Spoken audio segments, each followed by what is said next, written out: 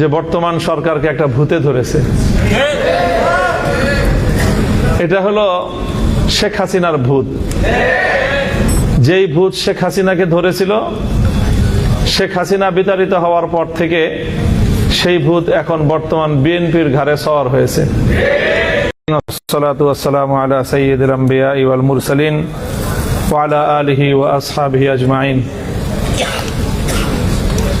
11 দলীয় ঐক্যের পক্ষ থেকে আয়োজিত গণভোটের রায়ের বিরুদ্ধে সরকার, সংকটের মুখোমুখি বাংলাদেশ শীর্ষক আজকের এই সেমিনারে উপস্থিত সম্মানিত নেতৃবৃন্দ, উপস্থিত সম্মানিত সুধী, এতক্ষণ পর্যন্ত আপনারা 11 দলীয় ঐক্যের শীর্ষ নেতৃবৃন্দ সহ অন্যান্য আলোচকদের কাছ থেকে বর্তমান বাংলাদেশের সংকটের মূল উৎস কোথায় এবং সেই সংকটের সমাধানের পথ কি, এই বিষয়ে অত্যন্ত গুরুত্বপূর্ণ আলোচনা শুনেছেন। সেমিনারে প্রবন্ধের মূল আলোচক ছিলেন বিশিষ্ট আইনজীবী অ্যাডভোকেট শিশির মনির। অত্যন্ত স্পষ্টভাবে সমস্যার গোড়া চিহ্নিত করেছেন। আমি সংক্ষেপে 2-3টি কথা বলি। আমি বলি কি, যে বর্তমান সরকারকে একটা ভূতে ধরেছে। এটা হলো শেখ হাসিনার ভূত। যেই ভূত শেখ হাসিনাকে ধরেছিল, শেখ হাসিনা বিতাড়িত হওয়ার পর থেকে সেই ভূত এখন বর্তমান বিএনপির ঘাড়ে সওয়ার হয়েছে। ভূতটা হলো জনগণকে অপমান করার ভূত।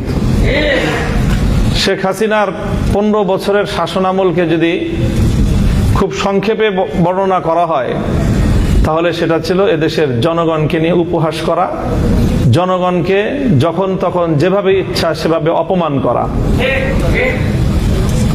শেখ হাসিনা বাংলাদেশের মানুষকে শুনিয়েছিল নতুন এক গণতন্ত্রের সংজ্ঞা, উন্নয়নের গণতন্ত্র।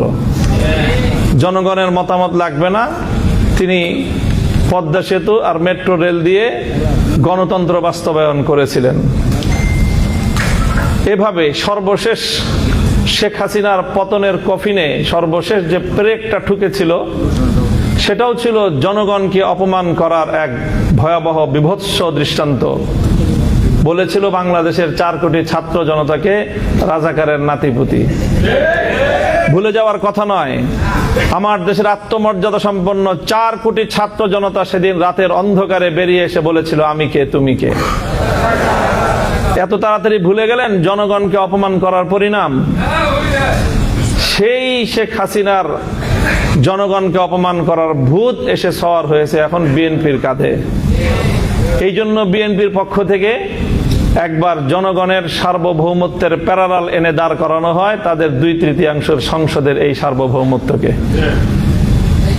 এখানে সংসদে দাঁড়িয়ে গোটা জাতিকে মূর্খ সাব্যস্ত করা হয়। বলেন নাই উনি যে এদেশের জনগণ তারা যে গণভোটে ভোট দিয়েছে, না বুঝে ভোট দিয়েছে? গোটা দেশের জনগণকে মূর্খ সাব্যস্ত করেন। এরপরে উনি মাস্টার সাজেন এই মূর্খ জনগণকে বোঝানোর জন্য। উনি মাস্টার সেজে এদেশের সংসদের 300 সদস্যকে, আর এই 300 সদস্য যারা গোটা দেশের জনগণের প্রতিনিধিত্ব করে, তাদেরকে সংবিধান পড়ান মাস্টার সেজে। দাম্ভিকতার একটা সীমা থাকা উচিত। আপনারা জনগণকে অপমান করছেন। এই ভূত আসলে আপনাদের ঘাড়ের নতুন ভূত না, এটা শেখ হাসিনার ঘাড়ে সওয়ার হওয়া সেই পুরাতন ভূত আপনাদের কাঁধে এসেছে। আল্লামা সাঈদী রহমতুল্লাহ আলাইহির একটা খুব আলোচিত দৃষ্টান্তর কথা বলে আলোচনা শেষ করছি।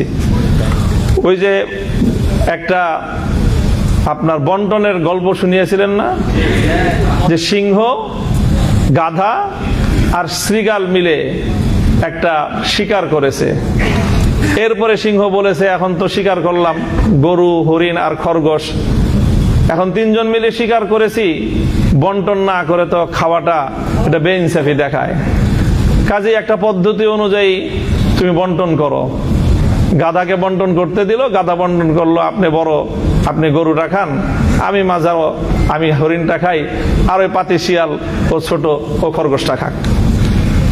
তো সিংহ এক চর মেরেছিল, এক চরে তার ঘাড় উপরে পড়ে গিয়েছিল। এরপরে বলল যে, শ্রীগালকে বলল তুই ভাগ কর। না মহারাজ, কি ভাগ করব? না না, আমি তো ভাগ ছাড়া খাবো না, আমি তো সিস্টেম ছাড়া খাই না, সাংবিধানিক পদ্ধতি বাস্তবায়ন হবে তারপরে সেটা আমি খাবো। শ্রীগাল বলল যে আপনি গরুটা দিয়ে সকালবেলায় আপনি ব্রেকফাস্ট করবেন, হরিণটা দিয়ে ডিনার করবেন, লাঞ্চ করবেন, আর খরগোশটা দিয়ে আপনি ডিনার করবেন। জিজ্ঞাসা করলো এত সুন্দর বন্টন তোরে শিখাইছে কে? তো শ্রীগাল বলে ওই যে একটু আগে যে গাধার পরিণাম আমাকে এই উত্তম বন্টন শিক্ষা দিয়েছে। হাসিনার ভূত যার কাঁধে ভর করেছে তাদেরকে বলতে চাই, হাসিনাকে অনেক মানুষ বলতো যে খুব রাজনীতি বুঝে। আমি তখনই বলতাম যে হাসিনার মতো বেকুব রাজনীতিবিদ বাংলাদেশে দ্বিতীয় কেউ জন্ম নেয় না। 70 বছরের আওয়ামী লীগকে বাংলাদেশ থেকে ধ্বংস করে দিয়ে গিয়েছে শেখ হাসিনা। শেখ হাসিনা গাধার মতো ভূমিকা পালন করতে গিয়ে সীমান্তের অপর প্রান্তে গিয়ে পড়েছে। তোমরা শ্রীগালের মতো যদি সেই শেখ হাসিনার পথ অবলম্বন করার চেষ্টা করো, সেখান থেকে শিক্ষা গ্রহণ করো, তোমার পরিণাম ভিন্ন কিছু হবে না। ক্ষমতার মসনদে বসলে জনগণকে খুব ক্ষুদ্র মনে হয় না? ক্ষমতার মসনদে বসে শুনেছিলাম ইঁদুর নাকি নিজেকে সিংহের মতো ভাবে। আজকে বিএনপির অবস্থা দেখে মনে হচ্ছে তারা ক্ষমতার মসনদে বসার পর জনগণকে তারা ইঁদুর আর নিজেদেরকে সিংহের মতো ভাবছে। আমরা পরিষ্কার ভাষায় বলি, জনগণকে সম্মান করতে শিখো। গণভোটের যে রায়, বাংলাদেশে এটি ৪র্থ গণভোট আজকের আলোচনায় এসেছে। বাংলাদেশের তো নয়, বিশ্ব ইতিহাসে রেফারেন্ডাম এবং গণভোটকে এইভাবে উপেক্ষা করার কোনো দৃষ্টান্ত এবং নজির নাই। এই নতুন নজির সাব্যস্ত করে, নতুন নজির স্থাপন করে নিজেদেরকে ইতিহাসের আস্থা করে নিক্ষেপ করবেন না। শহীদ জিয়াউর রহমান, বেগম খালেদা জিয়ার, বিএনপির প্রতি আমাদের এটা সর্বশেষ শুভকামনা। এরপরও যদি আমাদের আর কিছু বলতে হয়, আন্দোলনের মাঠে কথা হবে, রাজপথে আমরা তোমাদেরকে মোকাবেলা করব ইনশাআল্লাহ। আপনাদের সকলকে অসংখ্য ধন্যবাদ। এবং 11 দলীয় ঐক্য যে অব্যাহত এই গণভোটের রায় কার্যকর করার জন্য যা যা করতে হয় তাই করবে ইনশাআল্লাহ।